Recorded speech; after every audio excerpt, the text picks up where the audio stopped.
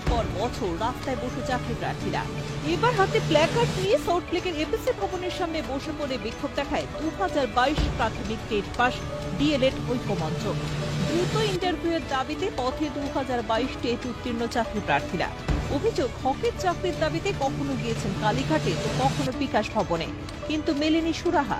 দীর্ঘ মাস পেরিয়ে গেল, 5টা বছর বসে আছি আমরা, আমাদের ইন্টারভিউ নিচ্ছে না, আমরা দেয়ালে পিঠ হয়ে গেছে, তাই আমরা ইন্টারভিউ দাবিতে এখানে এসেছি। প্রত্যেকটা জেলা ডিপিসি চেয়ারম্যানরা আছে, আমরা কালীঘাটে যাচ্ছি, বিভিন্ন কালীঘাটে বিকাশ ভবন ঘুরে ঘুরে আমরা